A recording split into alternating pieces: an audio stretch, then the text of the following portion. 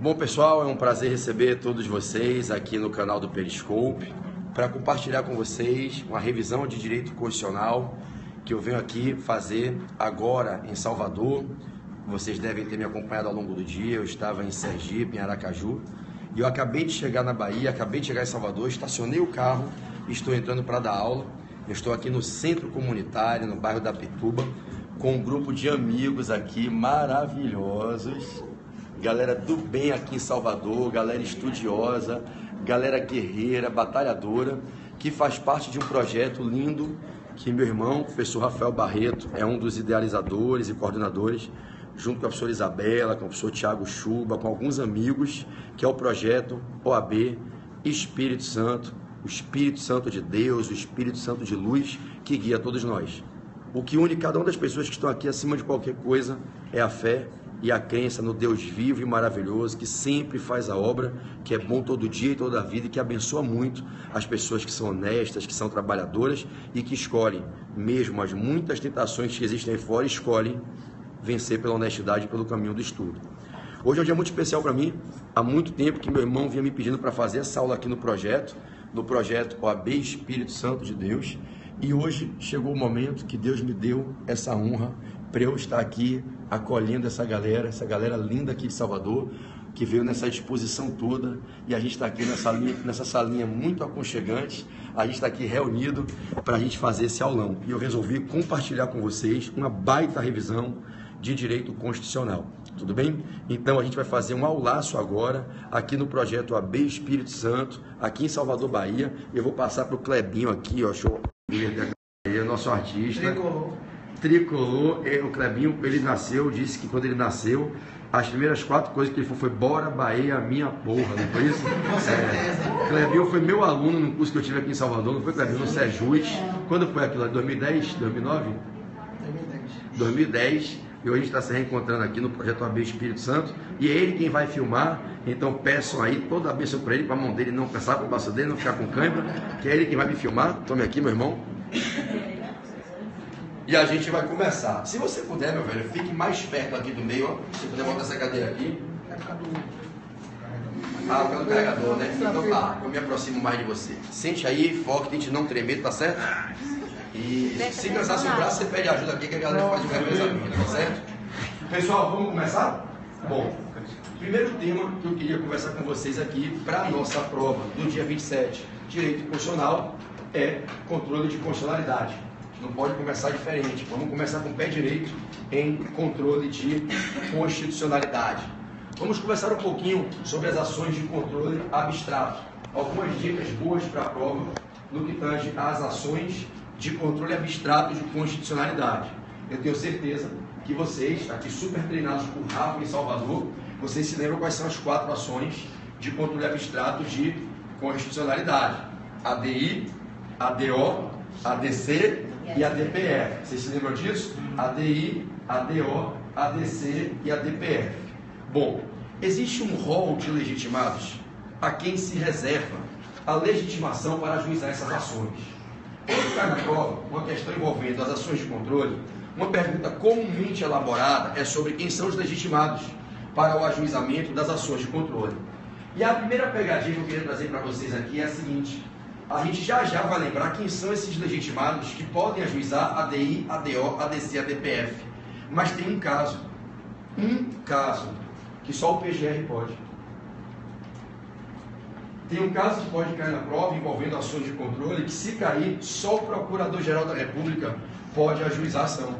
É no caso da famosa ADIM interventiva.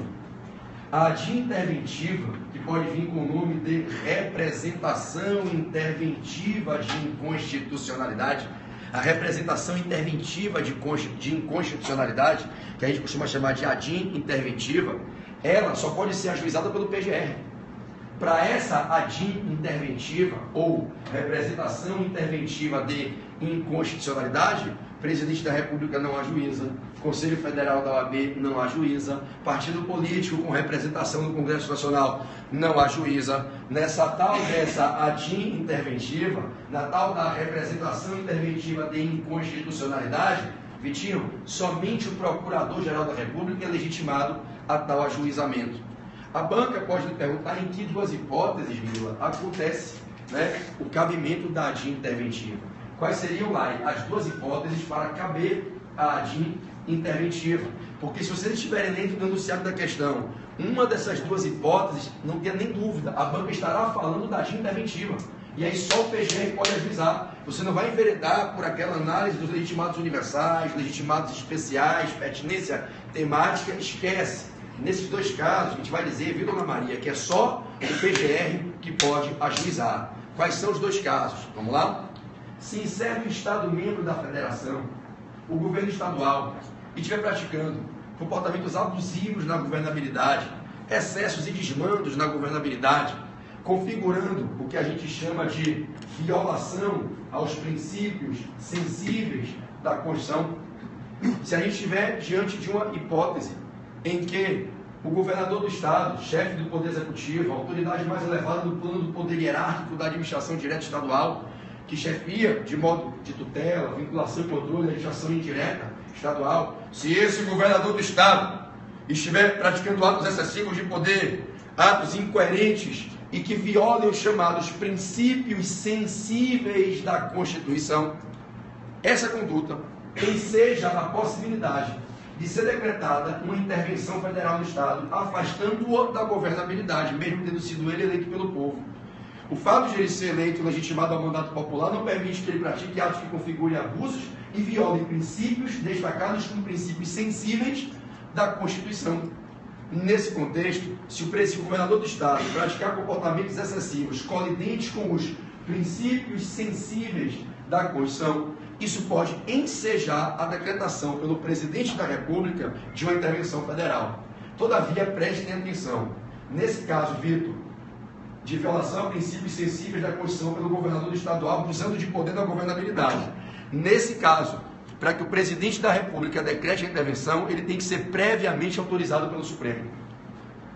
E para que o Supremo autorize, tem que ser ajuizada uma ação, que é uma ação para que o Supremo reconheça que o governador está cometendo a inconstitucionalidade de violar os princípios sensíveis no seu excesso de poder governando.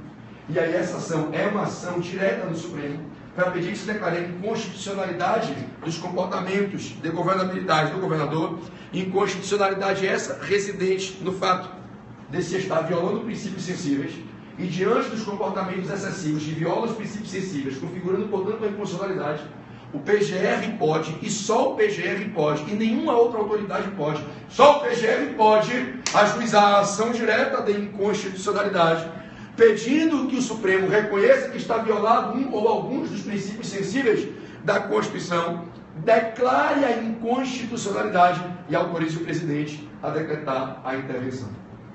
Olha qual é o tripé, quem são os personagens. O PGR, Mila, ajuiza a ADIM, pede que se reconheça a inconstitucionalidade, portanto se autorize a intervenção. O STF, reconhecendo que houve a inconstitucionalidade por ter sido violado ou terem sido violados alguns princípios sensíveis da Constituição, autoriza o presidente a decretar a intervenção. O presidente, após a decisão transitada em julgado, julgou procedente a ADI interventiva, decreta a intervenção e afasta o governador. Então veja que a gente tem três personagens: o PGR ajuizando, o presidente, o Supremo concordando, declarando a inconstitucionalidade e autorizando a decretação da intervenção, e o presidente da República decretando a intervenção. Essa ADIM tem uma finalidade: possibilitar que seja viável a decretação de intervenção nesse caso. Esse é um caso específico. Esse caso em que nós temos violação aos princípios sensíveis da Constituição é um caso em que a intervenção federal só pode ser decretada após prévia autorização do Supremo. E a autorização só será dada se ela for requerida exclusivamente pelo PGR. Então, essa ação que o PGR ajuiza no Supremo para pedir ao Supremo que autorize o presidente a decretar intervenção com fundamento da violação a princípios sensíveis, essa ação se chama ADIM interventiva. Ou eu represento o Supremo para pedir que declare a inconstitucionalidade para autorizar a intervenção. Representação interventiva de inconstitucionalidade.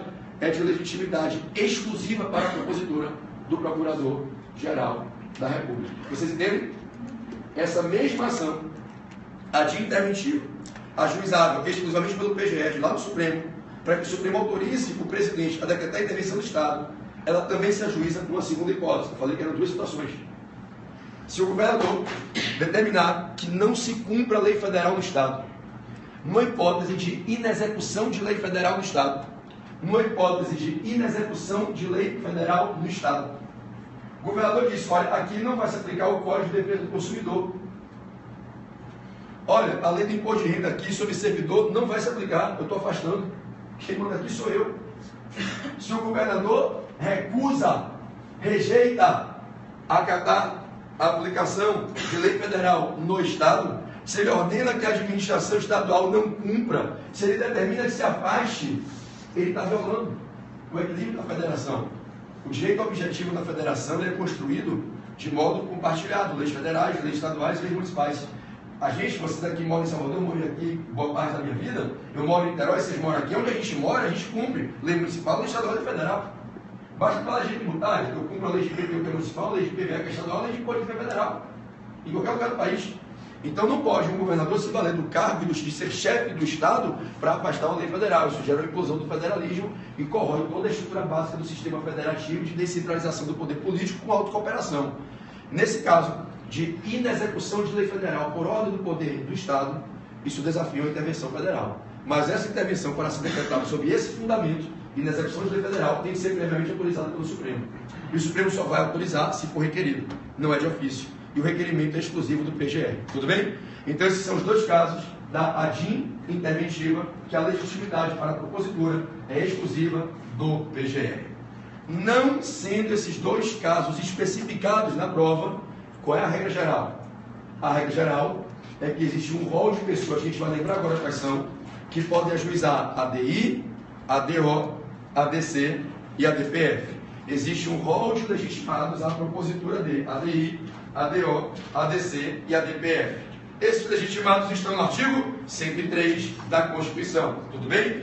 Esses legitimados se dividem em duas famílias: legitimados universais e legitimados especiais. Nós temos os legitimados universais e os legitimados especiais. Então nós temos dois grupos de pessoas, de entidades, de órgãos, que podem ajuizar ADI, ADO, ADC e ADPF. Um lado, a gente coloca os legitimados universais. Do outro lado, a gente coloca os legitimados especiais.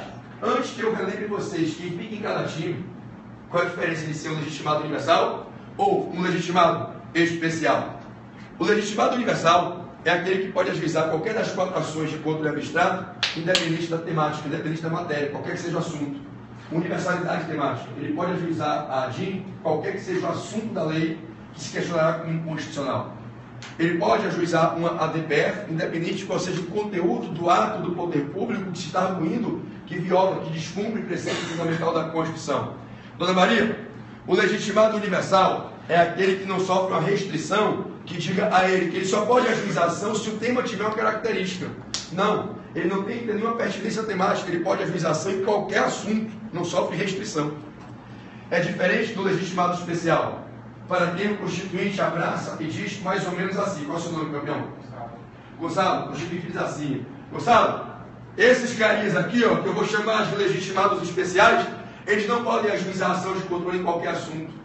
É condição sine qua non que não preliminar na petição inicial, eles mostrem ao Supremo, ao ministro relator, que o assunto que vai ser discutido, o assunto sobre o qual recai a suposta inconstitucionalidade, o assunto que atrai o pedido de declaração de constitucionalidade da ADC, esse assunto tem a ver, tem congruência, tem correlação com as suas finalidades existenciais. O tema é pertinente à sua razão de existir, à sua atividade fim.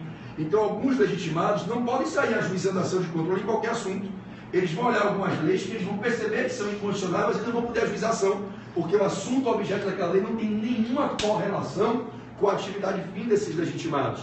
É como se o Constituinte dissesse, faça o primeiro escalão, a galera que pode ajuizar ação de controle de qualquer assunto. E depois, observa que o segundo escalão, a galera também é importante, mas não tão quanto a primeira, que eu vou deixar a ajuização de controle se for um assunto pertinente às finalidades existenciais deles. E aí surgem os legitimados especiais. Eles se chamam de legitimados especiais por conta dessa especialidade, que é a necessidade de comprovar a pertinência temática, que é o chamado princípio da congruência. Tem que haver congruência entre o assunto que se quer discutir e a sua razão de existir. Quem são esses legitimados especiais? Governadores de estados e do DF. Vamos anotar? Vamos fazer apontamento? Quem são os legitimados especiais? Governadores, estados e do DF. Mesa diretora, mesa diretora de Assembleia Legislativa Estadual ou Câmara Legislativa do Distrito Federal. Mesa diretora de Assembleia Legislativa Estadual ou Câmara Legislativa do Distrito Federal. Confederações sindicais e entidades de classe de âmbito nacional. Confederações sindicais e entidades de classe de âmbito nacional. Tudo bem? Esses legitimados só podem ajuizar ação se provarem que o assunto é pertinente. Exemplo. Vou dar aqui para vocês o exemplo que eu dei nas palestras agora, nos aulões, em Macapá, Teresina, São Luís. Estava conversando em Manaus, Belém. Olha o exemplo que eu dei. Imagine que aqui na Assembleia Legislativa Estadual da Bahia tenha sido aprovada uma lei estadual dizendo que no dia 25 de novembro nós temos o Dia Oficial do Acarajé. 25 de novembro é o dia do meu aniversário. Eu me sinto um acarajé, fritando um bebê. Aí, o governador de São Paulo, indignado com essa banalização da atividade legislativa, parar o parlamento para fazer uma lei de efeito concreto para nomear um dia como o dia do acarajé. O dia das baianas do acarajé. É o dia do meu aniversário, 25 de novembro. Aí o governador de São Paulo entendeu que isso era um desrespeito à população e foi ajuizar um ADIM contra a lei estadual da Bahia. Quando chegou, vamos imaginar que foi distribuída a petição para o relator ministro Roberto Barroso. O Barroso, lei inicial, falou, peraí, qual é o objeto do questionamento do estado dessa ADIM? Uma lei estadual que diz que o dia X é o dia do acarajé. O que é que isso tem a ver com o estado de São Paulo? O que é que isso interfere na executoriedade da função governamental do governador de São Paulo? No que é que isso atinge a administração direta ou indireta de São Paulo? Nada. Então o que é que o ministro relator vai dizer? Indefiro a inicial pela falta de um requisito de admissibilidade, o comprovante da pertinência temática. O assunto não pertine aos seus interesses existenciais. Outro exemplo. Falava esse exemplo ontem, o pessoal que estiver assistindo aí, o pessoal que foi de Macapá, São Luís, Teresina, me viu desse exemplo nos aulões. Foi aprovada uma lei federal determinando a nova tributação pesadíssima sobre empresas do setor portuário dos portos. Flagrantemente confiscatória, lei flagrantemente inconstitucional, viola o princípio da proibição de confisco do artigo 150, inciso 4 da Constituição do Sistema Tributário.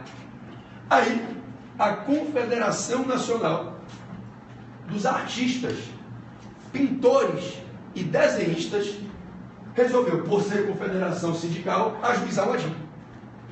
Chegou lá, caiu a inicial na mão do ministro Marco Aurélio de Mello.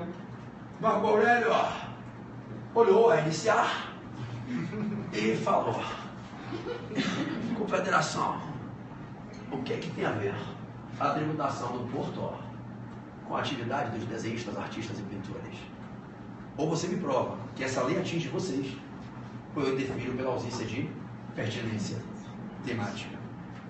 Fazendo uma analogia bem simples, você pegar o espírito da coisa, é mais ou menos assim. Como você se chama mesmo, doutora? Glória. Glória, né? Imagine que você, Pedrão meu xará, imagine que Glorinha está na porta de casa, abriu a porta de casa, vai pegar ali, está no hall, o elevador para descer, aí deixou a porta aberta, e aí qual é o nome de amor? Henrique. Henrique. Aí vou, Henrique Ô mulher, você vai pra onde? Porra, vou ver o PB, que desgraça esse PB, não aguento mais esse PB, é PB pra lá, é PB pra cá, né? Eu olho pro computador desligado, eu vejo o cara lá falando. Aí quebrou o pau. Nisso que tá brigando Glória e Henrique, Pedroca. Sabe aquela galera totalmente sem noção? Você conhece alguém que é sem noção, absurdamente sem noção? Conhece? Eu também. Aí vem Pedroca, viu a discussão. Gente, que é isso? Posso dar minha opinião? Entende, irmão? Aí na hora, ela fala assim pra amor, daqui a 2 minutos a gente volta a brigar. Porrada nele. O que é que tu tem a ver com isso aqui? Não pertine a você, irmão. Não tem nada a ver com a sua finalidade como vizinho. Então, tem certas coisas que tem um ditado popular que diz que a letra U não tem nada a ver com a calça. O que é que tem a ver a quinta vogal com as calças? Nada. Então, isso é pertinência temática, entendeu? Então, na prova, tirando a de interventiva, que é só o PGR, nós temos um rol de legitimados especiais que, se comprovarem pertinência temática, podem ajuizar ADI, ADO, ADC, ADPF. Governadores, mesas diretoras de parlamentos dos estados e DF, confederações sindicais e entidades de classe de âmbito nacional. Estamos juntos? Quem são os legitimados universais? Que podem ajuizar ADI, ADO, ADC, ADPF, qualquer que seja o assunto. Quem são os legitimados e universais? Presidente da República,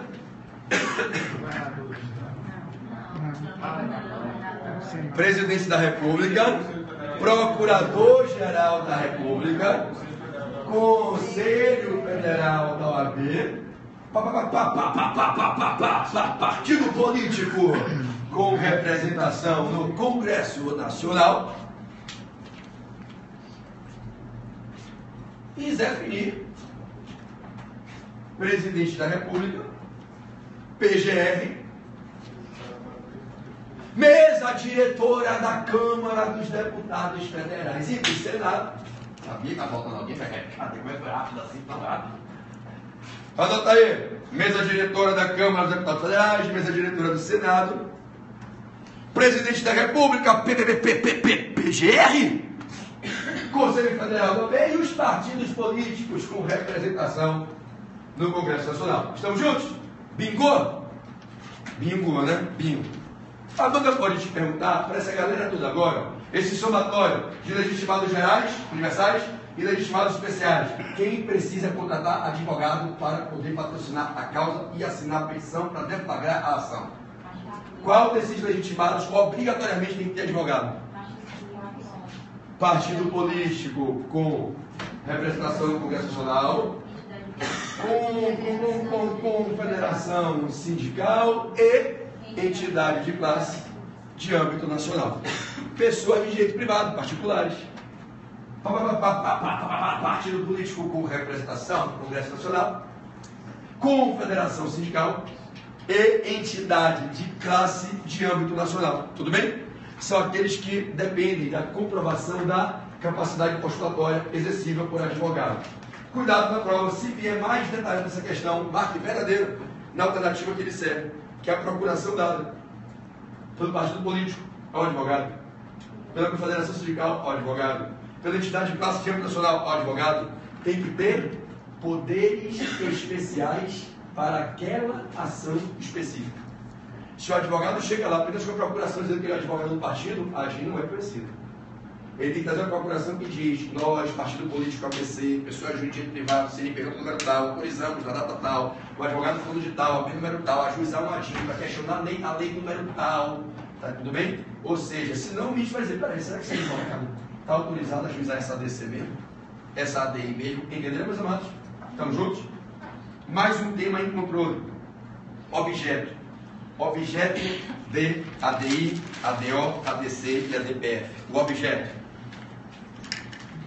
Gente, quando se ajuiza uma ADI, uma ação direta de inconstitucionalidade, quando se ajuiza a ADI, você pode ajuizá-la para questionar que é inconstitucional, que fere a Constituição da República, lei ou ato normativo com força de lei, federal, estadual e do DF em matéria estadual. O objeto de ataque na ADI é uma lei ordinária, delegado complementar, Um ato normativo com força de lei, uma medida provisória, federal, estadual, nunca municipal, e do Distrito Federal só se for veiculando matéria estadual. Porque lembre, qual é o seu nome, queridinho? Lilian. Lil, vou chamar de Lil, viu? Lil, o DF faz lei em matéria estadual e em matéria municipal, correto? Se o DF tiver, qual é o seu nome, meu mozão? Wellington. Wellington. Agora sim, Wellington, porra, correto você, porra. Tá adiante, cara? Então, Wellington. O DF faz lei do Distrito Federal em matéria municipal e PTU, em matéria estadual, PVA, em matéria municipal, urbanismo, em matéria estadual, segurança pública. O DF acumula a competência, correto? Wellington, se o DF fizer uma lei municipal, a lei está incluída na personalidade do município, não cabe a DIN. Mas se o DF fizer uma lei em matéria estadual, cabe a DIN. Então cabe a ADI, que a gente às vezes termina falando ADIN, né? Pela antiga sigla que era ADIN, antes da gente mudar os algoritmos no Supremo, virou ADI. A sigla oficial é ADI. Mas termina que na fonética é até mais simpático falar ADIN. Então, a ADIN cabe em face de lei ou ato normativo com força de lei federal, estadual e do DF em matéria estadual. Tudo bem? Bom, na ADC é menos. Na ação declaratória de constitucionalidade é menos. Na ADC eu não posso questionar a produção normativa estadual. A ADC é só em face de lei ou ato normativo com força de lei federal.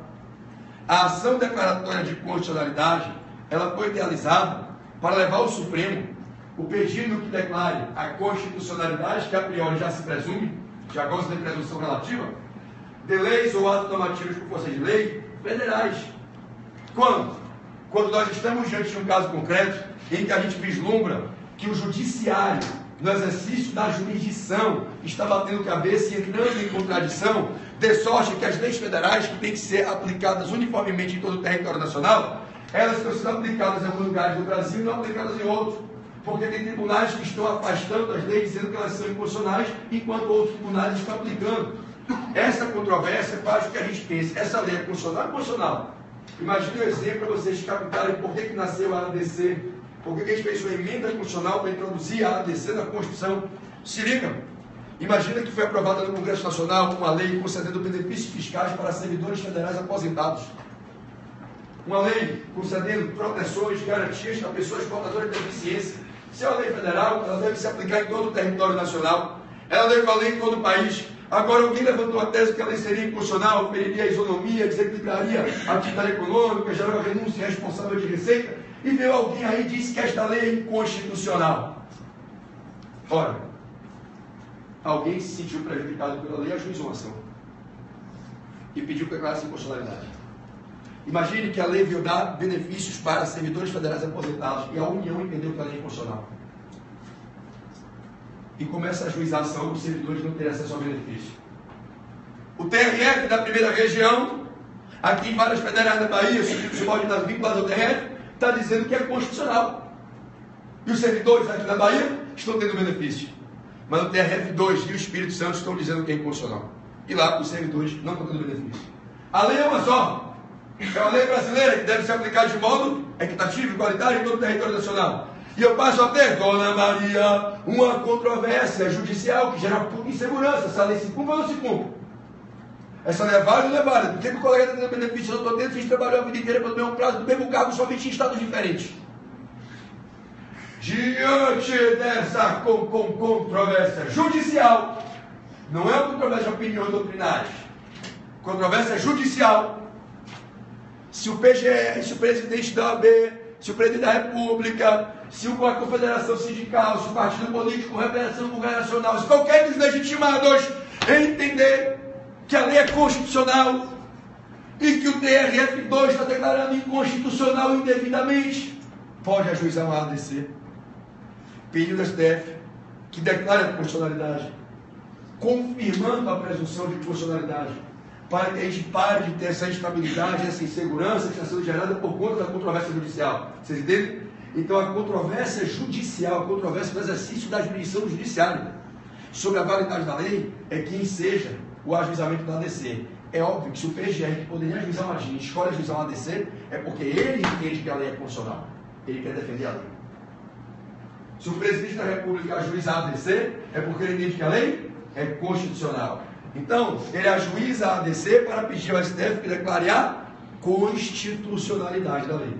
Qual é a pegadinha quanto ao objeto? Eu só posso ajuizar a ADC em face de lei ou ato normativo com força de lei federal. Ao passo que quando falamos da ADI, lei ou ato normativo com força de lei federal, estadual e também do Distrito Federal em matéria estadual. Tudo bem? Bingo, posso confiar? Pode. Gravatá tá aqui. Isabelle Gravatá tá aí?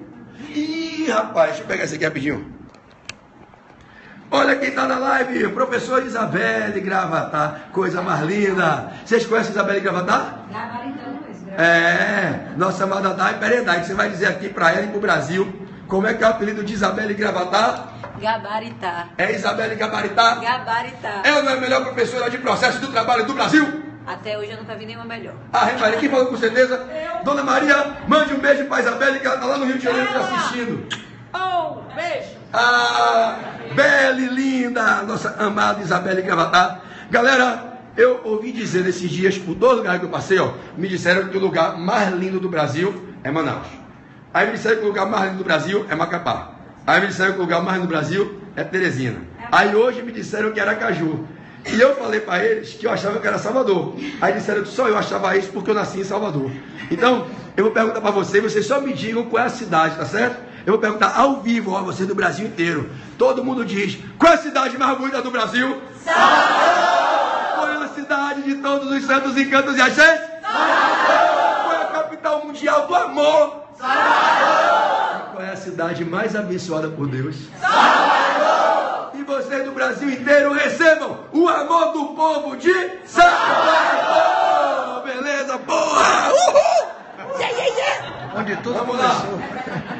Beijo, Belle Gravatá, te love. Ela vai estar aqui amanhã com a Juliana? Ela. Amanhã você está aqui em Salvador, essa galera toda vai estar com você, mais uma multidão lá no Otton Palace, no Bahia Otton, com você amanhã, Belle. Bom, vamos voltar? A gente estava falando do objeto, não foi? Pronto. Na DPF tem uma pegadinha. A DPF é a única ação de controle abstrato que a gente pode atacar 3 perfis de atos que jamais podem ser atacados em ADI ou ADC. A DPF é a única ação que pode questionar no Supremo ato do poder público sem caráter normativo. Não é lei, não é ato normativo com força de lei, um ato de efeito concreto, um ato desprovido de normatividade. A DPF possibilita que você vá arguir que um ato do poder público que não gera norma, que não é feito em poder normativo. Eu posso questionar atos não normativos por a DPF. A DPF ela vai chegar para subsidiariamente ser aplicada quando não couber ADI, ADC, ADO. Aonde não couber eu entender que eu preciso levar o Supremo para provocar o controle abstrato, a DPF nos caras.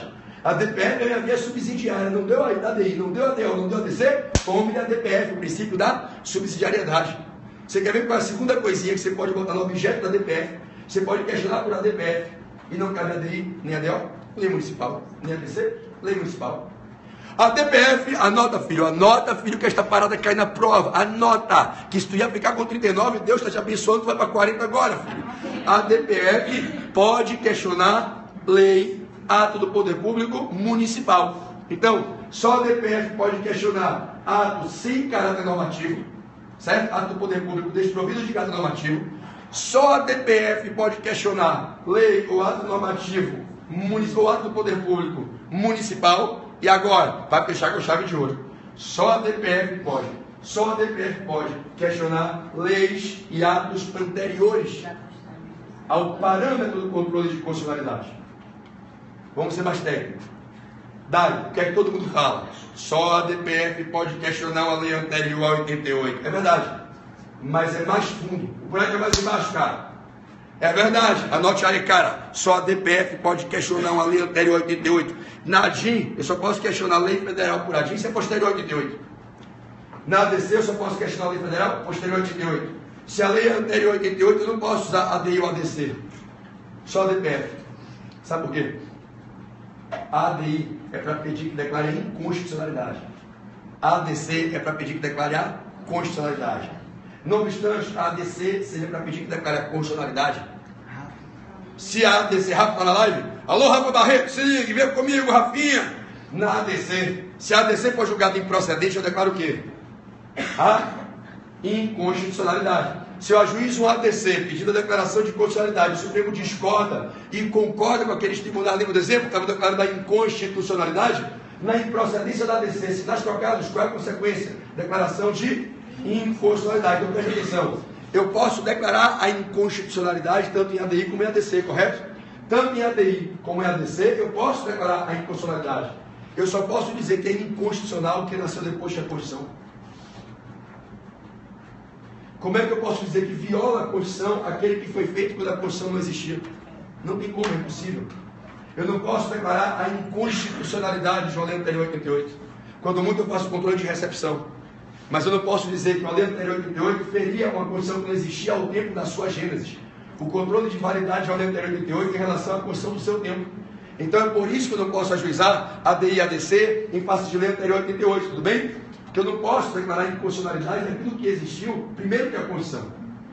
Agora, a DPF permite. Se eu quiser questionar uma norma do Código Penal de 1942, do CTN de 1966, da CLT, qual é a via? A DPF.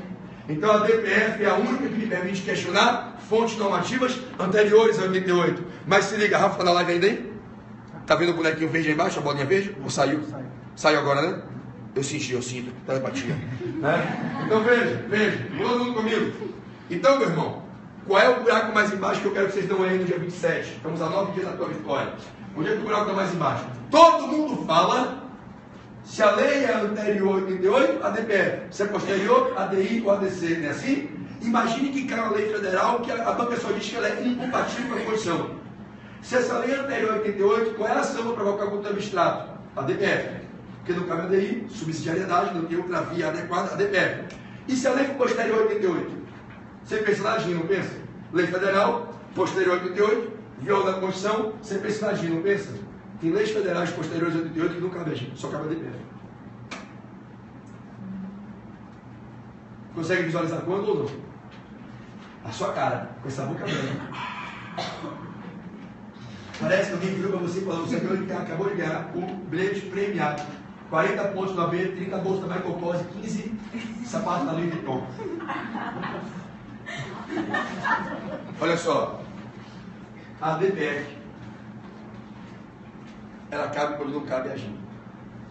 A AGIM só cabe para leis federais posteriores à Constituição, mas na verdade posteriores ao parâmetro de constitucionalidade. O parâmetro pode ter sido criado por emenda em 2005, em 2010, em 2015.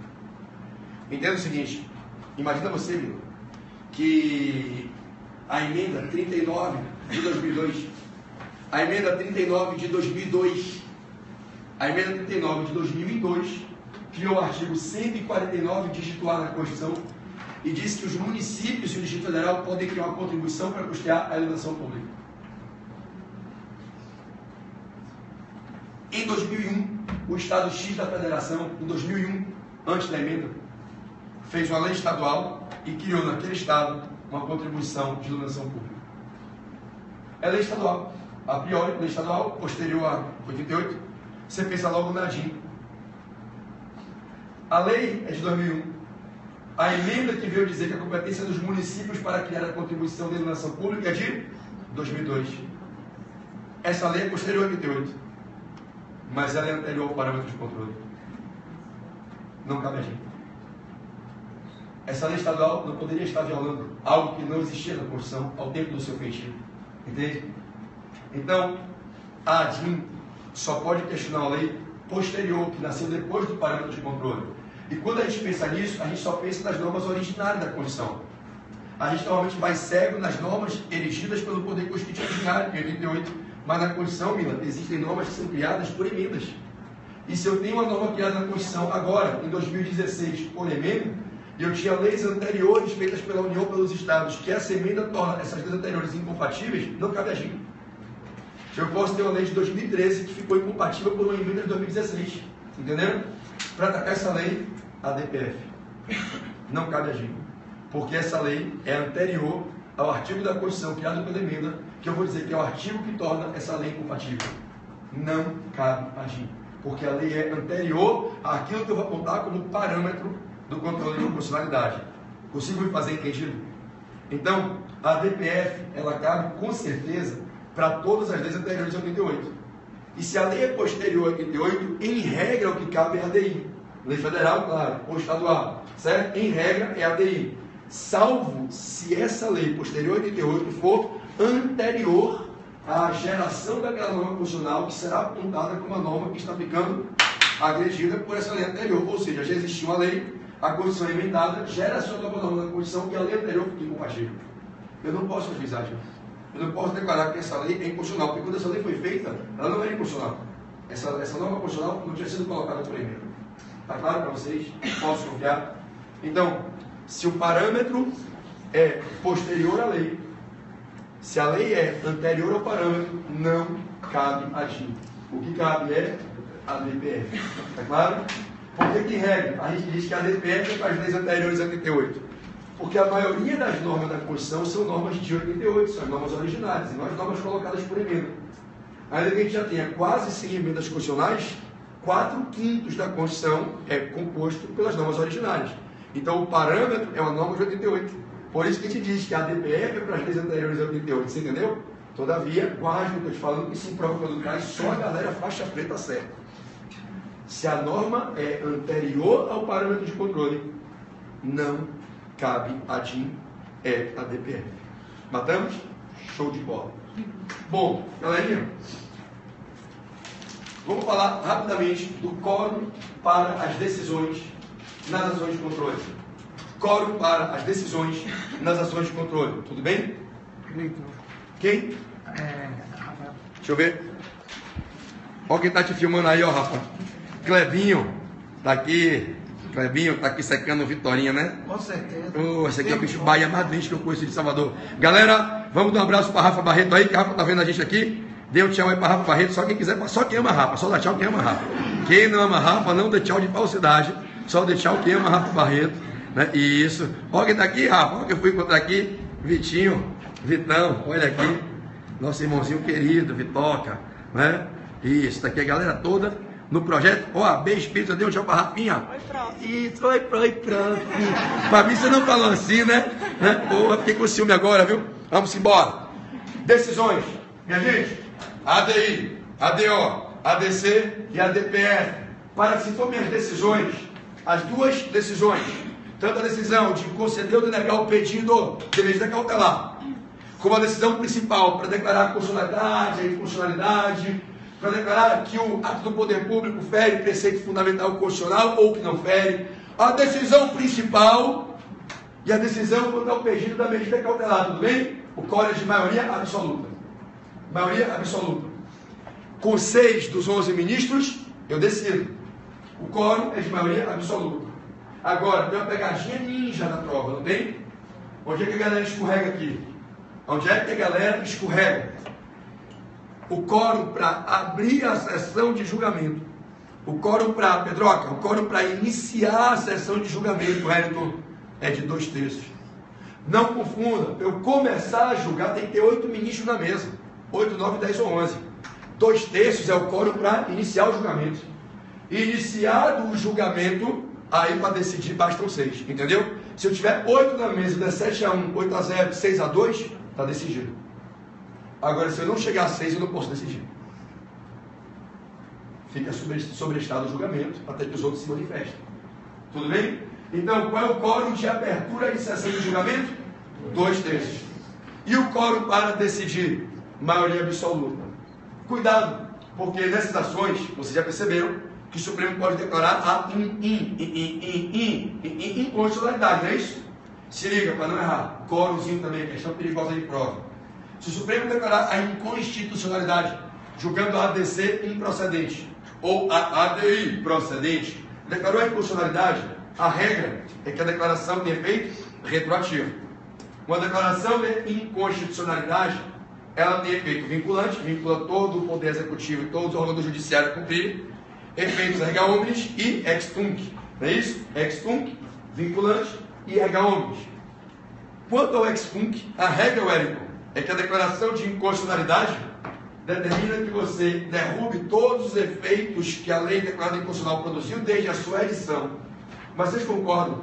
Imagine uma lei que foi editada 10 anos atrás, a tinha ajuizada 4 anos atrás e hoje eu estou declarando a inconstitucionalidade. Imaginem quantas relações jurídicas se formaram ao longo desses 10 anos.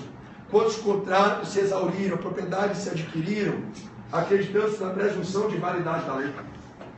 O caso concreto pode desafiar uma interpretação casuística, caso a caso, no sentido de se perceber que se a gente mandar retroagir a declaração de inconstitucionalidade e derrubar as relações já constituídas sob o comando da lei que sempre foi inconstitucional, a gente pode gerar um hecatombe jurídico.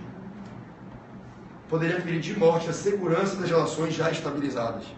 Então, por razões de segurança jurídica, para preservar a estabilidade de relações que não podem mais ser derrubadas, o Supremo pode determinar que essa lei não retroaja, que a declaração de inconstitucionalidade não retroaja à data da publicação da lei. Ele pode, inclusive, determinar a partir de que momento a gente deve considerar a aplicação retroativa do efeito da declaração de inconstitucionalidade. O Supremo pode, portanto, escalonar no tempo, modular no tempo, a aplicação retroativa desse efeito da declaração de inconstitucionalidade, que é o efeito de derrubar, desconstituir, invalidar as relações anteriores regidas por uma lei que não tinha validade. Por isso se chama de modulação temporal dos efeitos.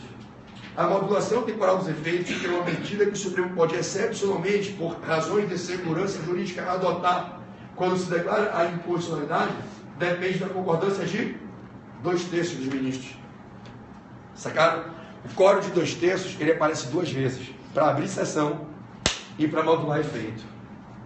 Mas não é para decidir o pedido da cautelar e o pedido principal. Ali é a maioria absoluta. Está claro com vocês? Posso confiar? Então, quórum de abertura de sessão de julgamento do Supremo, 2/3. Quórum para decidir, maioria absoluta. Decidiu, declarou inconstitucionalidade, entendeu que precisa modular efeitos, 2/3. Está claro? Uma pegadinha, para não ficar uma confusãozinha. Tem nada a ver uma coisa com a outra, mas às vezes a gente, na neurose ali da prova, faz a confusão. Eu falei que o quórum para abertura de sessão é de 2/3. Eu estou falando aqui de poder judiciário ou poder legislativo? Poder judiciário. Supremo Tribunal Federal. Cuidado que você fica com aquilo na cabeça. Eu vi bebê falando, eu tenho uma gesticularização muito forte. Eu dou com várias ferramentas de media training. Vocês veem que eu altero o tom desses decibéis. A batida no chão é uma âncora, a batida de mão é uma âncora, uma linguagem que ajuda para simbolizar a informação. Então já é uma coisa que é involuntária. Eu sou treinado há muitos anos para fazer isso. Então minha aula é como se eu tivesse sido de um palco. Como artista que tem a obrigação de estar pegando a plateia, mantendo a plateia presa com ele, conectada. Então eu uso várias ferramentas de manutenção e restabelecimento de conexão. Tanto que muitas coisas que eu falo, você está na rua, você ouve minha voz. Cara, eu tenho certeza absoluta disso. Absoluta, quem é meu aluno já está acostumado com isso. Você chega na prova, cai uma questão. Igual que eu falei, você, lendo a questão, você começa a rir ouvindo minha voz e vendo o meu gesto. Um dia caiu o parcelamento da prova tributária, o pessoal todo, caraca, bebê, quando eu li, eu comecei a ver você fazendo parcelamento. A gente via você na sala, porque são âncoras de memorização que a gente usa nos processos de memotécnica. Então eu tenho que ter um cuidado para não te induzir a erro, porque eu falei que o quórum para abertura de sessão, quórum para a abertura de sessão é de 2/3, mas isso é do Supremo. Qual o quórum para abertura de sessão na Câmara e no Senado? Maioria absoluta. Entendeu? Cuidado para uma coisa não confundir a outra. Tá? Lá em Poder Legislativo, quórum de abertura de sessão, maioria absoluta. Estamos juntos? Bingo? Vamos falar um pouquinho de Poder Legislativo? Vamos um pouquinho com o Poder Legislativo? Vamos lá. Bom, galerinha, Poder Legislativo, vamos falar um pouquinho de processo legislativo. Processo legislativo, ok? Processo legislativo. Minha gente, o processo legislativo está lá na Constituição, do artigo 59 ao 69. 59 ao 69. 59 ao 69. Lá, algumas normas vêm sendo reincidentemente indagadas. Por exemplo, as normas do artigo 60. O artigo 60 cuida das emendas constitucionais.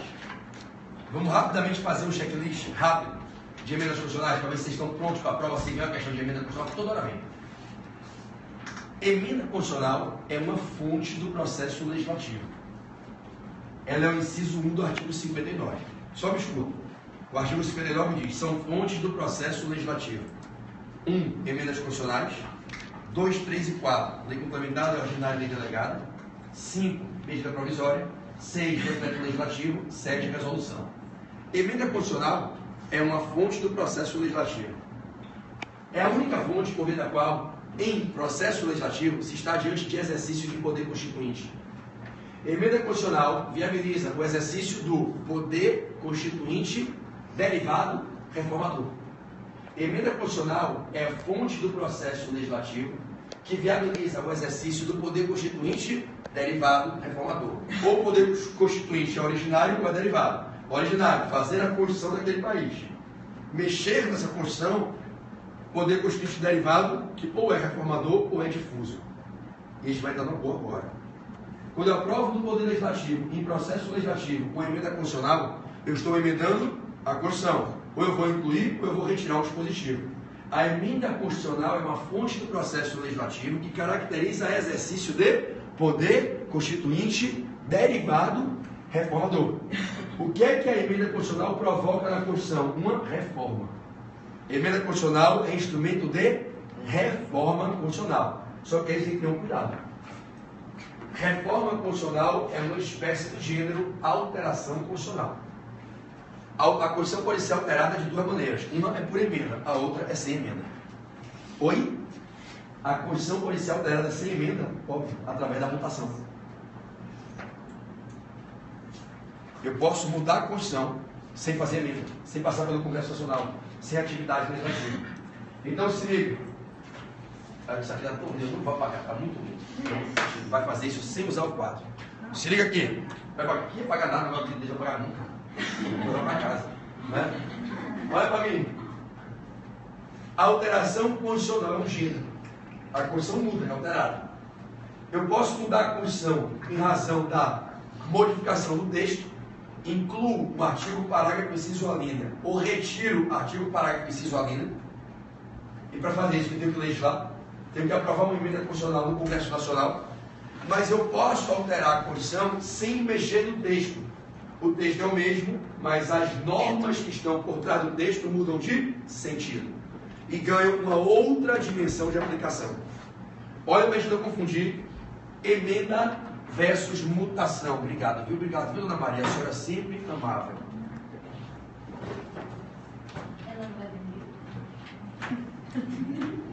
Para a gente não confundir. Mutação caiu há 2 exames atrás no provão e emenda já caiu umas 4, 5 vezes. Vai para cá. O que é emenda constitucional? Uma fonte do processo legislativo. É dizer, ela se constrói através de atividade legislativa do parlamento. Mutação constitucional não é fonte do processo legislativo. A mutação ocorre sem o feitio de leis, sem atividade parlamentar. O que é emenda constitucional? Uma fonte que eu construo em atividade legislativa com um rito especial que a gente vai lembrar qual é, para acrescer ou extirpar dispositivo expresso do texto da Constituição. Mas o que é mutação constitucional? A mutação constitucional é um fenômeno provocado pela interpretação e não pela legislação. A gente olha para a Constituição e o mesmo texto que está ali desde sempre passa a nos expor a nova ideia. Por nada daquelas palavras existe uma norma, né? Qual é a relação entre texto, lei e norma? A lei é o ambiente que abriga uma norma. A norma é a vontade do povo de reger um fato social. O texto é a linguagem escrita para expor a norma. O texto é como se fosse o rótulo do vasilhame. A lei é o vasilhame, o líquido é a norma, o que se aplica ao líquido. Se aqui tivesse escrito Coca-Cola, a lei é o pote, o texto é o rótulo, a norma é a Coca-Cola. O que rege a gente não é a lei, não se aplica a lei a nada, a lei não se aplica a nada, não se aplica a norma legal.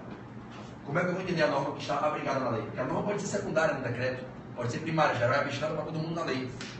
Como é que eu entendo o que é a norma? Então a linguagem para me dizer que norma é essa. A linguagem escrita ou textual é aquela com a qual se exterioriza a norma. O texto é o articulado de palavras que exterioriza o teor da norma, ou tenta exteriorizar.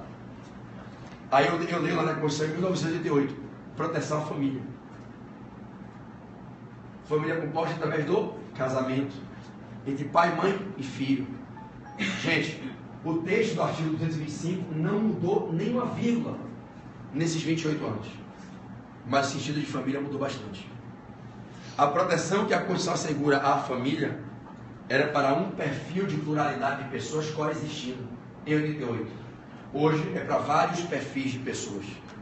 Hoje o STF aceita corretamente, ao meu humilde pensar, e respeitando quem pensa de modo diferente.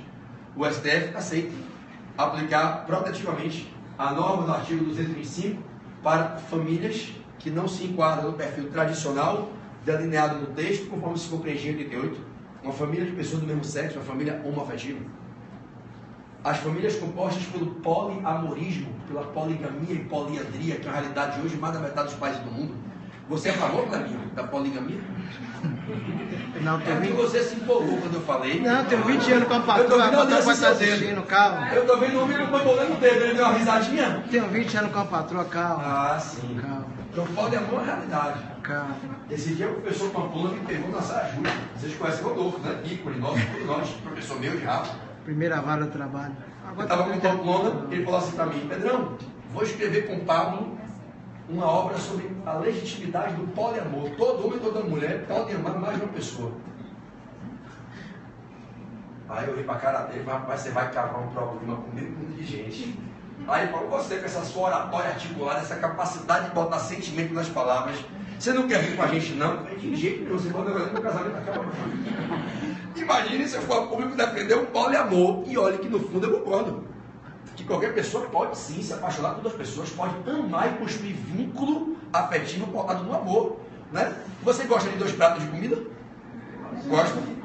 Você consegue gostar de pelo menos 2 praias diferentes? Se coisas são muito menores que o amor por um ser humano, você pode fazer em pluralidade, numa posição pluralista. Por que você não pode sentir amor por 2 pessoas? Essa é a base da teoria do poliamor, da poligamia e da poliandria. Entendeu? Isso não é besteira não, tá? A gente está falando de um tema. Ah, você pode amar mãe, pai, marido, e pode amar outra pessoa, né? Tá bom, vamos lá. Isso aí é o nosso machismo e o nosso feminismo ainda pautado nos valores que excluem o pluralismo no plano afetivo. Atente uma coisa, viu?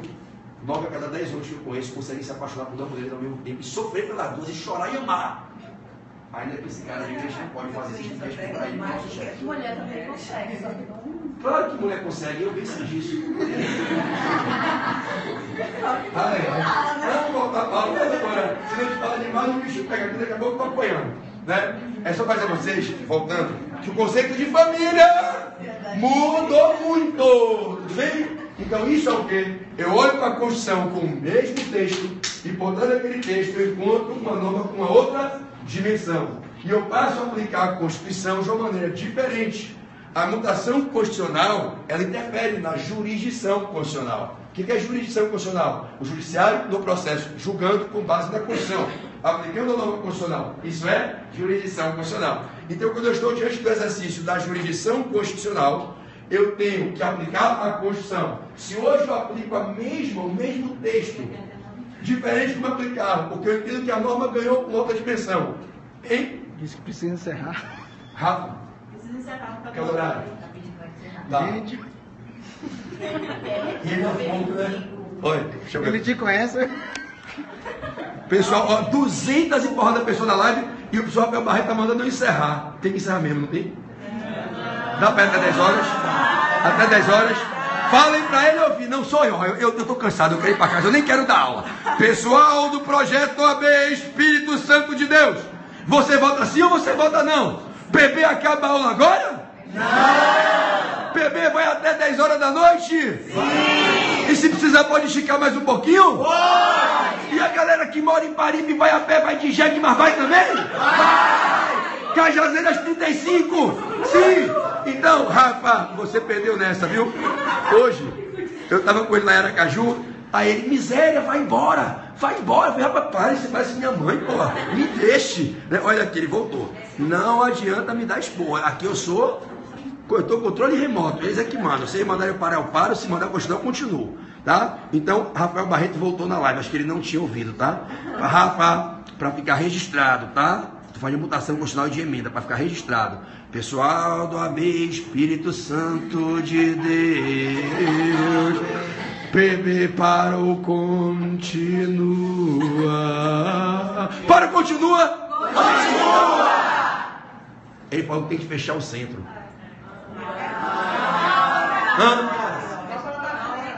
Vamos para a programação. Tá, Rafinha. Deixa eu fechar logo esse tema aqui para a gente encerrar. Clebinho, até 10 horas. Vamos lá, vamos voar então. Vocês entenderam a diferença de emenda e mutação? Então olha para mim. Se cai da prova que a Constituição foi alterada em razão de atividade legislativa, possivelmente eu falo de emenda constitucional, que é quando tem alteração formal da Constituição. Mas se a Constituição não sofreu alteração em seu texto, foi modificada no seu conteúdo em razão da mudança dos costumes sociais, eu tenho mutação constitucional. Na mutação eu tenho alteração de conteúdo, alteração de substância. Nas emendas eu tenho alteração de texto, que pode terminar culminando na alteração de substância. Eu boto um parágrafo a mais, um ponto a mais, que eu posso mudar o conteúdo.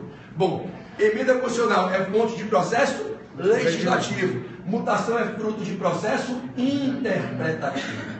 Estamos juntos? Bingo. Emendas constitucionais se dividem em duas famílias. Emendas constitucionais de reforma e emendas constitucionais, Pedro AK, de revisão. Emendas constitucionais de reforma e emendas constitucionais de revisão. Primeiro, eu nunca ouvi falar nisso. É porque as emendas de revisão aconteceram entre 1993 e 1994. Já se vão aí mais de 20 anos, muita gente não sabe. Preste atenção para não errar a diferença de emenda de reforma e emenda de revisão. Lá quando cai na prova, essa questão, o examinador pesca de bomba, ele joga e sabe que derruba todo mundo.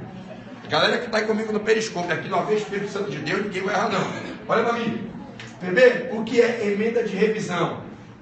Para muitos de vocês, é uma emenda que você nunca ouviu falar. Não tem nada a ver com aquela emenda que vocês conhecem do artigo 60. Sabe as emendas do artigo 60? Essas emendas do artigo 60 que você acostumou a dizer 2 turnos em cada casa, 3/5, promulgação pela mesa diretora da Câmara e do Senado, que tem o respectivo número de ordem, que pode ser proposta pelo presidente da República por 1/3 de deputados, 1/3 de senadores, maioria absoluta das Assembleias Legislativas.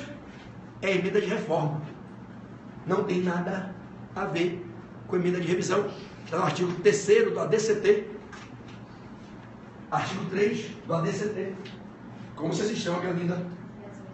Yasmin, em 87 para 88 a gente teve a Constituinte, certo? Todo mundo se liga. Entre 87 e 88 ocorreu a Constituinte. Existia na parte final da Constituinte um rol de temas sobre o qual estão parando controvérsias. Entre os constituintes não se chegava a um entendimento comum.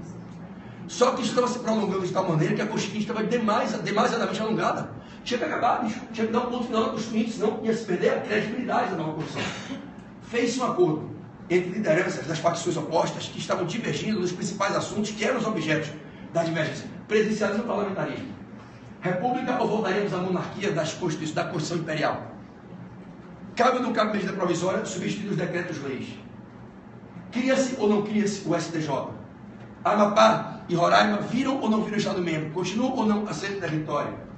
O Distrito Federal sai do Rio para Brasília, vira ente federativo, ganha autonomia política?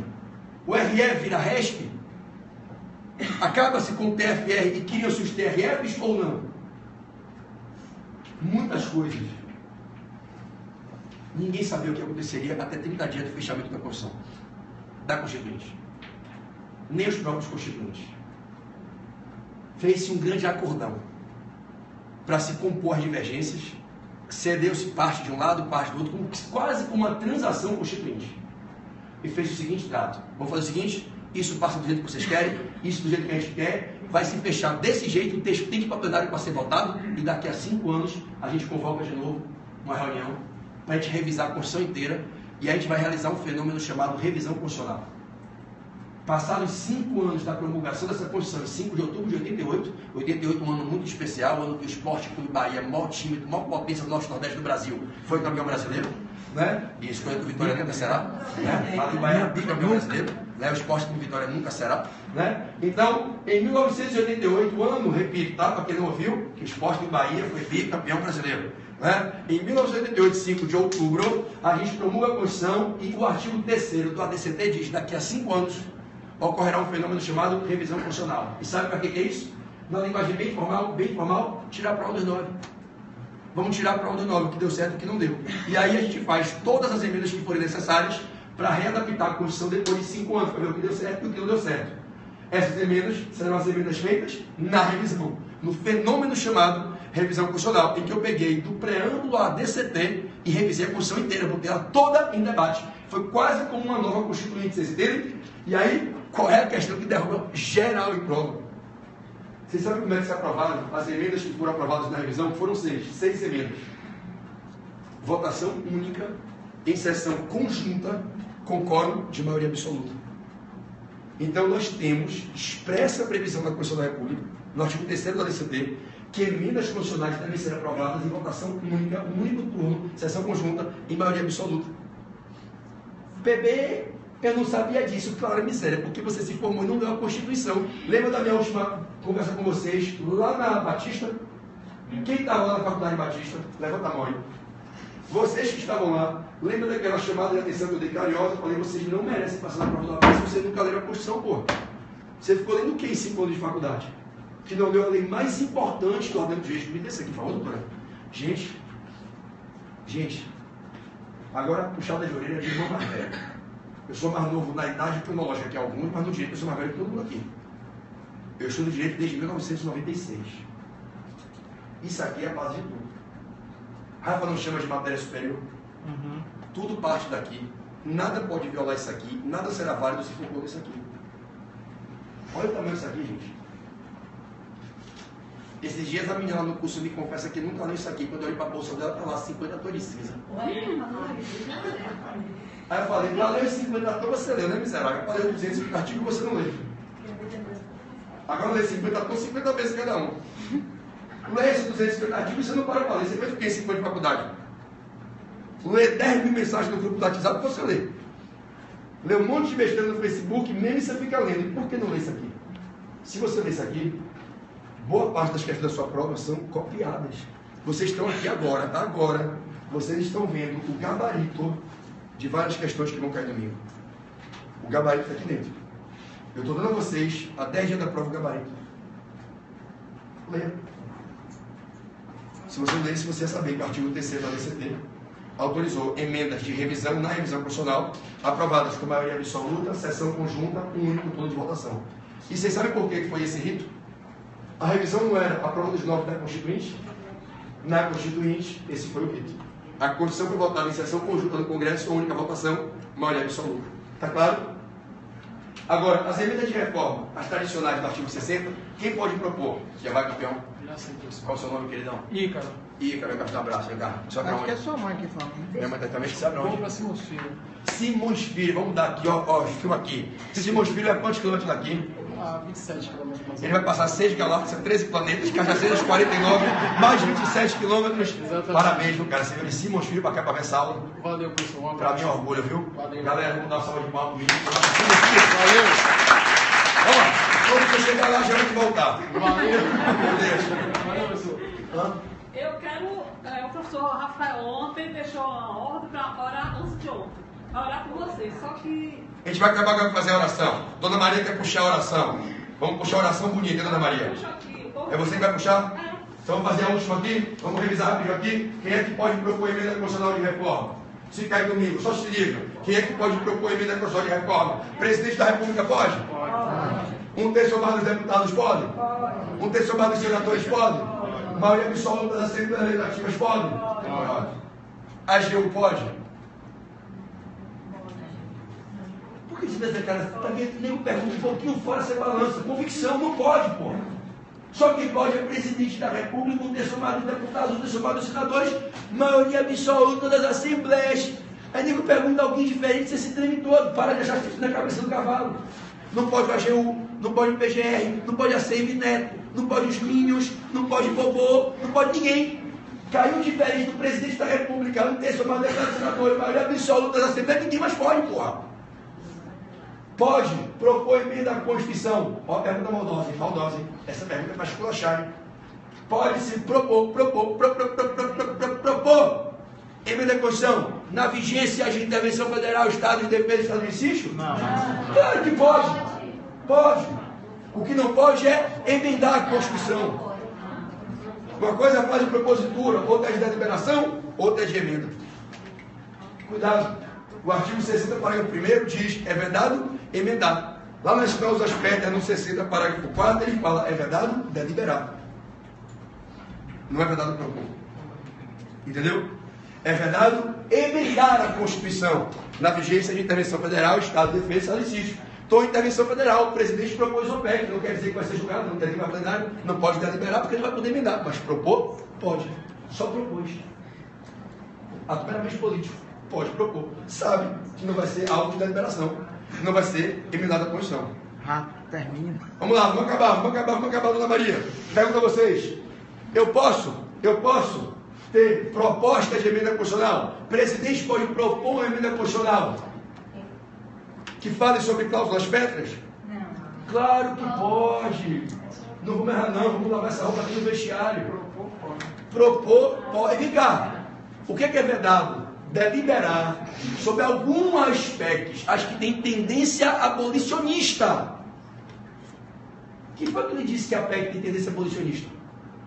O presidente fez uma PEC aqui de caneta, o AGU revisou, ele propôs.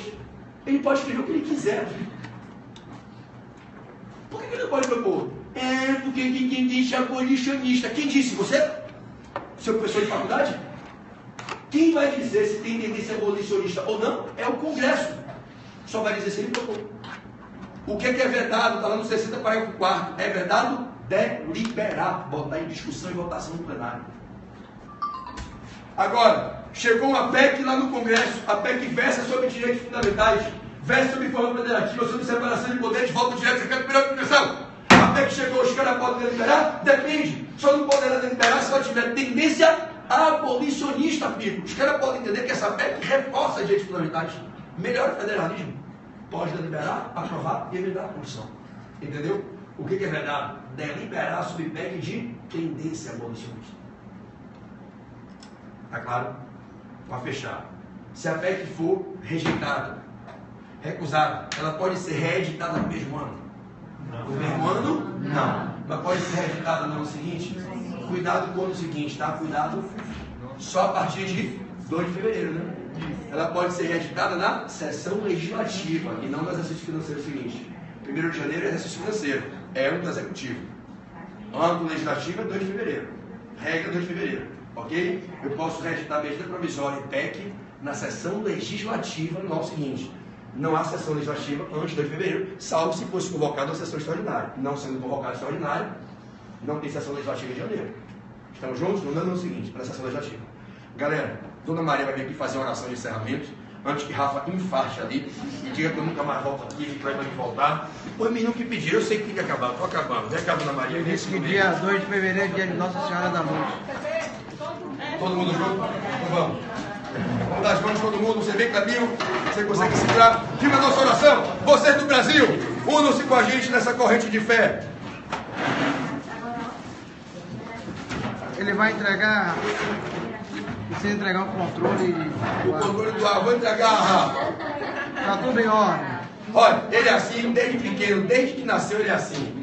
Uma vez chegou olhando pra minha mãe e falava assim: minha mãe, não deixa ele tomar banho primeiro que eu não, que ele sai, deixa o tapete todo embolado, joga toalha no chão, deixa a caixa de leite aberta, o banheiro vira um terror. Desde pequeno que é assim, reclama de tudo. Vamos lá? Podemos ir? Dona Maria, com a palavra.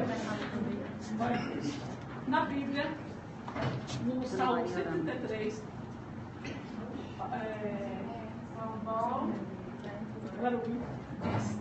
ó, quão bom e quão suave é que os irmãos vivem união. Eu tenho certeza que o Papai do Céu está feliz com a sua união com o seu irmão.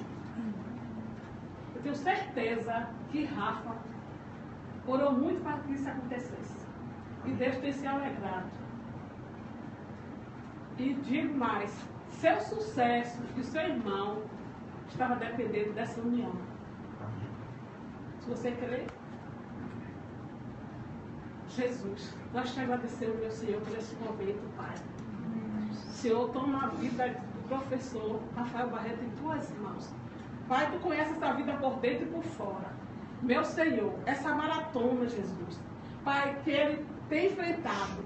Senhor, abençoa a vida dele, material, espiritual. Pai, a vida física, meu Senhor. Repreende todas as enfermidades, meu Deus. Pai, sabemos que tudo que ele faz é de coração aberto, Senhor. A muitos ele tem ajudado, Pai.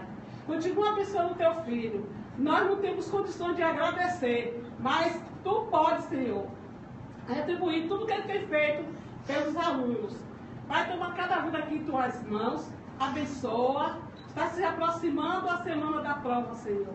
Que tu possa trabalhar em nossas mentes, que o que aprendemos aqui possa estar lá no fundo da nossa mente. Pai, abençoa também o nosso emocional.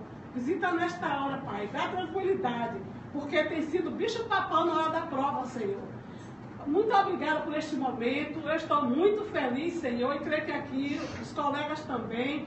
Abençoa também a aula de amanhã. Pena que eu não vou poder estar presente, mas tu sabe todas as coisas. E nos leve em paz, Senhor, para os nossos lares. E orando a oração que nos deixaste. Pai nosso que estás nos céus, santificado seja o vosso nome. Venha a nós o vosso reino. Seja feita a vossa vontade, assim na terra como nos céus.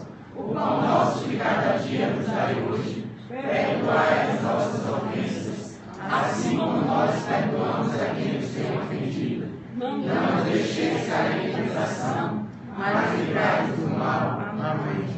Ave Maria, cheia de graça, o Senhor é convosco. Bendita sois vós entre as mulheres, bendito é o fruto do vosso ventre, Jesus. Santa Maria, Mãe de Deus, rogai por nós, pecadores, agora e na hora de nossa morte. Amém. Tu dá com foco, força e fé!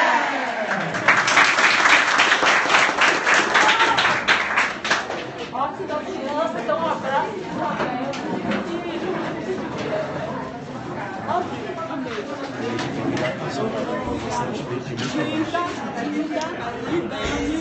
Mande um beijo pra elas aqui, ó. Mande aqui. Tita e Dani, amo você.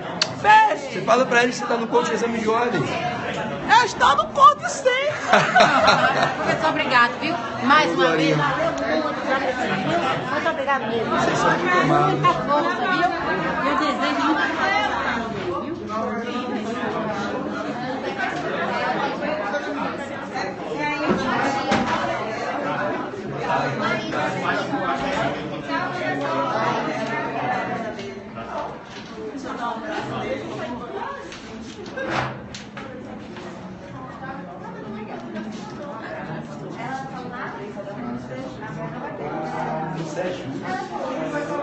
viu?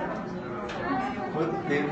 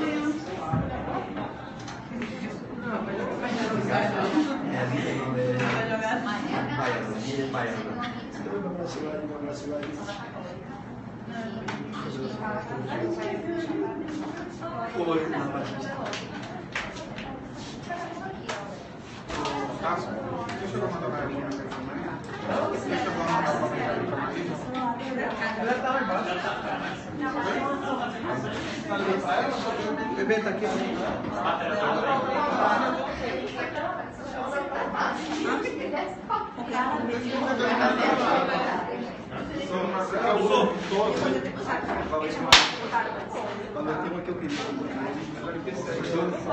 Revisou muita coisa boa? Tá aberto então ainda? Deixa eu dar um alô pra galera que tá aqui ainda. Ó, Clebão, dê um tchau pra galera aqui, Clebão. E amanhã é Bahia, na veia, lógico, depois Da revisão. da revisão, lógico, evidente, 100%. Amém. Valeu, galera. Dá um tchau pra galera aqui, pessoal da Bahia aqui na mão. Amanhã vocês vão estar no alto lá amanhã? Todo mundo lá amanhã? Vocês de Salvador, da Bahia que estão aí, todo mundo aqui amanhã no alto, hein? Revisão vai bombar. E a galera que estiver aí da live, ó. Eu falo aqui no 8 horas da manhã, eu falo de 8 às 9. Meu voo é 10h15 para Recife. Vai ser igual da outra vez, aquela corre-corre que Claudinho me levando. Vou virado no Giré na paralela para embarcar 10h15 para Recife. Pôs 11. Começa no horário. Quem estiver em casa que vai estar aqui em Salvador, 8 da manhã eu tô abrindo a revisão. Que meu voo é 9. Eu falo de 8 às 9, meu voo é 10h15. Aí eu pôs em Recife 11h30, abro a revisão depois do almoço em Recife. 3 horas da tarde eu pego o carro para João Pessoa e vou dirigindo, ó.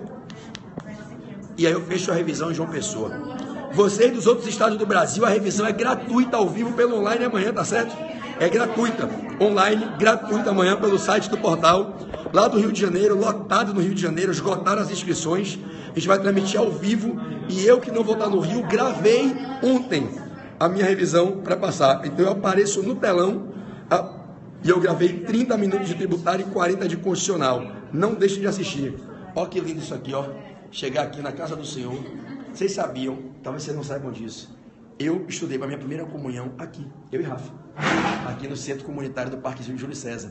Isso em 1988, 1989. E a gente foi batizado na paróquia Nossa Senhora da Luz, ali na pracinha da Pituba. Então a gente estudou a primeira comunhão, catecismo aqui. Na minha professora, já a professora Emília, já faleceu. E eu fiz catecismo aqui e fiz a minha primeira comunhão aqui na igreja da Pituba. Aqui eu estou do lado da casa de meus pais, que é onde eu morei, e Rafa mora com meu pai e minha mãe. Então olha que legal, Rafa, chega aqui, é um carinho da galera. Seja bem-vindo, PB. Padre Cassemiro Quiroga, Padre Cassemiro, caraca, que memória você tem, hein? Galera, deixa eu dar uma palavra para vocês do Brasil inteiro que estão aí, vocês todos. Nunca, jamais percam a fé. Aconteça o que aconteceu na vida de vocês, dê o que der de dificuldade, mantenham com altivez a mente equilibrada, lutem pelo sonho de vocês. A vida passa muito rápido para a gente desistir de ser feliz. Uma vez Rafa me disse uma coisa que marcou muito minha vida e eu passei a usar algo que ele me disse em todos os meus passos. Ele disse assim: Pedrinho, às vezes, pelo excesso de cuidado que a gente tem se planejando para ter cuidado com as coisas, e o direito exige muito disso da gente, às vezes a gente precisa ter pressa.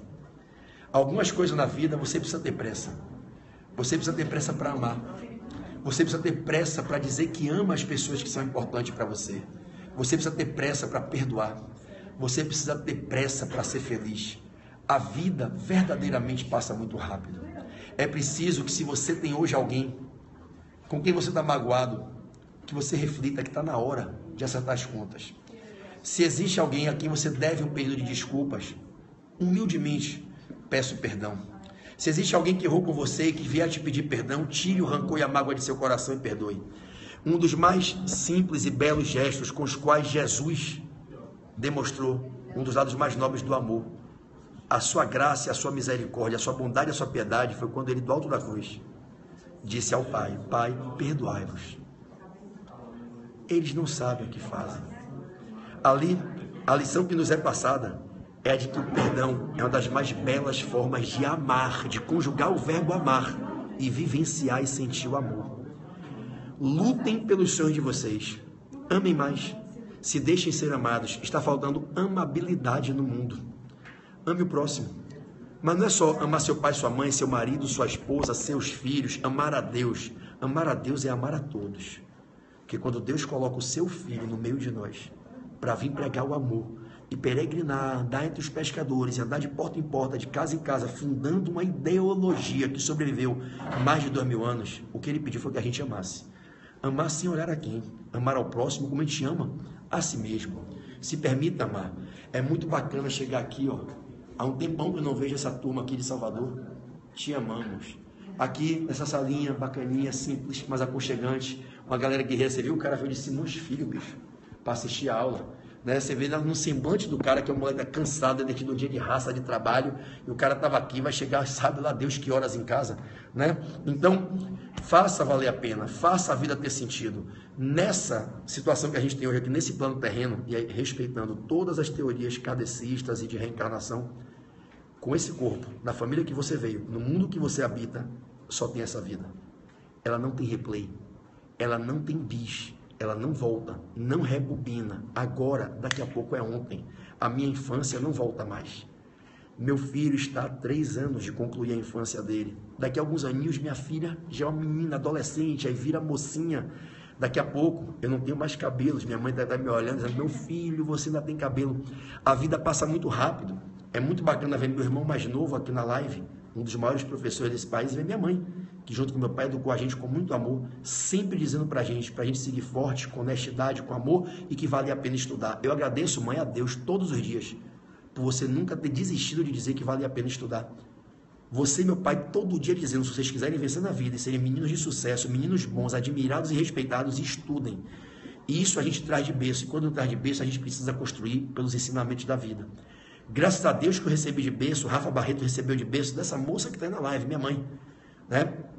Minha mãezinha querida e amada, né? Jair, se aproximando dos seus 70 anos de vida, com muita saúde, com muita alegria, e sempre dizendo, até hoje minha mãe estuda, dá aula. Então eu digo a vocês o exemplo que eu recebi de berço. Foi o estudo que mudou a minha vida. Tudo que eu tenho hoje, eu devo aos estudos. Tudo que meus pais conquistaram foi graças aos estudos. Tudo que meu irmão conquistou foi graças aos estudos. E eu digo para essa galera que está aqui, ó, esse sacaninha que me filmou aqui o tempo inteiro, ele sabe o tanto que eu amo ele. Desde o curso que ele fez comigo aqui em Salvador, em 2009 e 2010. Vitinho, que eu conheci Vitinho no primeiro semestre de faculdade? Não, antes de fazer a faculdade de Direito. Eu vou lhe falar, é verdade. Eu vou lhe falar uma frase, vem aqui do meu lado aqui, que eu vou dar um testemunho aqui. Eu não sei se você vai lembrar disso. Você está com quantos anos hoje? 28. 28. Você entrou lá no Sérgio em 2008? Ou 2009? Foi logo um mês que iniciou. 2007. 2007. 2007 fazem 9 anos. Você tinha 19 anos.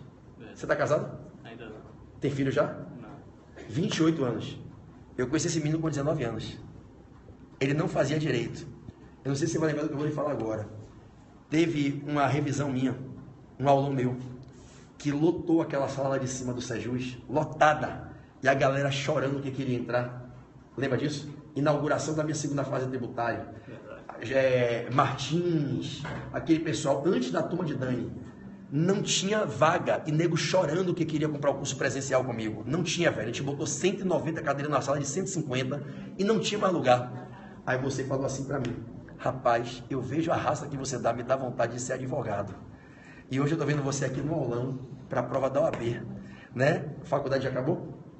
Já acabou? Já. Eu não sei como está a sua vida hoje, que foi uma surpresa te encontrar aqui. Eu gosto muito de você. Eu devia menino, velho, com 19 anos de idade, né? E ver você hoje aqui formado, estudando para passar na prova, vai pegar sua carteira, vai ser advogado. E isso me remete àquele dia, quando a gente tinha inaugurado o Sejus em 2007, e você ali olhando aquela sala lotada, e quando eu desci, você, acho que Narciso era daquela época, Pig, era os funcionários daquela época, aquele time, né? Cláudio, Dai, aquele time que fundou o Sejus, e você é um menininho, rapaz, e você me disse essa frase que me marcou, vendo sua garra, me dá vontade de um dia ser advogado. Tinha 19 anos, não fazia vestibular de direito ainda, e tá hoje aqui Vitão nessa revisão com a gente, e vai passar, né? E com o manto sagrado ainda por cima fica mais bonito ainda, né? Então essa mensagem é para dizer a vocês, não desistam nunca, velho, nunca, por nada, qualquer que seja o motivo. Hoje aqui nessa sala, vocês se conhecem mais do que eu conheço cada um de vocês, mas eu sei das histórias de alguns. Quantas pessoas estavam aqui hoje não têm história de dificuldade? Gente, vocês é do Brasil inteiro. Esse projeto é um projeto beneficente. Aqui a gente tem algumas pessoas que participam do projeto pela amizade, indicado pelos amigos, mas o projeto começou com pessoas de público B e C aqui de Salvador. Pessoas sem grana, pessoas sem dinheiro, pessoas que não tinham dinheiro para nada. E Rafa falou, Pedrinho, uma galera humilde, esforçada, tinha muita gente que não tinha grana para porra nenhuma. E aí, bicho, essa galera hoje aqui se dedicando, raçuda, guerreira. Oi? 90% passou daquela primeira turma do Espírito Santo. Essa aí é o quê? A 6ª turma. Essa é a 6ª turma. Esse projeto é todo de graça, né? A galera às vezes aqui faz algumas colaborações, né? Faz lanche, faz, né? Faz reunião, não. É tudo gratuito. Todo. Então, todo gratuito. Então, os meninos não compram da aula, né? Chuba, Bela, o menino de Martinha, Lins. Só toma presença. E aí essa galera se reúne aqui para dar aula. Isso é vocação, isso é paixão, isso é sacerdócio. É você ensinar por amor, é você ensinar com responsabilidade social, é você entender que quando Deus lhe permite alcançar resultados fantásticos, você tem que multiplicar. Ricardo Malta, você tem que dividir, e dividindo você multiplica. Ricardinho aí tributário, fantástico, menino de muito talento aí, que eu tô vendo aí brilhando aqui em Salvador. Quem sabe amanhã não vai estar, né, Rafa, no portal, me sucedendo em direito tributário com a gente. Um menino de muito brilho, de muita garra. Então a minha mensagem para vocês que estão ao vivo é que vocês fiquem na paz do Senhor Jesus, que vocês nunca percam a fé, nunca desistam de lutar pelos objetivos de vocês. Problemas todos nós temos, eu tenho, você tem, minha mãe tem, Rafa tem, todo mundo tem. Ele teve que carregar uma cruz pesadíssima. Você acha que você não vai ter problema? Se o maior de todos teve, na sua dificuldade, na via cruz, que carregar aquela cruz ali, maior que o corpo dele, por que vocês acham que não vão carregar a cruz? Todos nós vamos carregar a cruz a vida inteira. A questão é como a gente lida com o problema, dificuldade, ansiedade, é como a gente reage na adversidade. Irmão, garra. Garra. Como disse Pedrinho, tem que ter garra para a gente vencer na vida e escrever uma história de vida de sucesso. Eu acredito em vocês. Vocês que já me acompanham há mais tempo no Periscope, vocês são meus alunos do Coach Exame de Ordem, vocês que me ajudaram a fundar o Portal F3, eu acredito em vocês. Você não sabe o quanto eu agradeço a Deus todos os dias por vocês. Não fosse o amor que vocês têm comigo, com o meu irmão, com o nosso trabalho, eu não sei se eu teria força para continuar.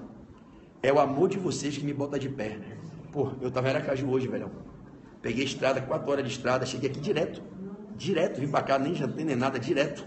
Não é? E o que é que faz a gente ficar em pé e dar aula sem voz nessa raça? Rapaz, eu já me perguntei várias vezes de onde vem essa força. É Deus. É Deus que sustenta. É Deus que faz a gente ficar em pé para que a gente seja instrumento da obra dele. E a ele toda a glória, toda a honra. Honrem o que Deus está fazendo por vocês. Se vocês têm em casa agora um prato de comida para comer, se vocês têm uma cama para deitar, se vocês têm um alimento, se vocês têm agora um pouquinho de paz, agradeçam a Deus por estar dando essa bênção para vocês. E vamos lutar para fazer valer a pena e para dizer para ele que a gente com garra, com sangue nos olhos, sem mimimi, sem vitimização, sem síndrome de coitadinho, que ninguém tem saco para aguentar a pessoa que fica se colocando como coitadinha, que isso é um saco. A gente vai chegar e vai brocar nessa prova. Beleza? Estamos encerrando, Rafa. Te amo, mãe. Eu sei que você está angustiada, eu estava só esperando você vir com sua ranzinzinha e você mandar eu encerrar. Enquanto você não viesse, eu não ia encerrar. Galera, vamos juntar aqui para dar um tchau. Vamos juntar aqui, a galera que está aqui. Vamos lá, vem cá, meninas. Vamos todo mundo junto aqui dar um tchau. Galerinha de Salvador, People of Bahia, né? Quando vocês aí virem pra cá, ó, aqui na Bahia, a gente tem uma musiquinha linda para homenagear vocês, turistas, que diz assim, ó: ah, que bom você chegou, bem-vindo a Salvador, coração do Brasil, vem. Você vai conhecer minha cidade de luz e prazer. Correndo atrás do que vai compreender que o baiano é um povo amante. Tchau, Rafa, tchau, sai do chão, vai.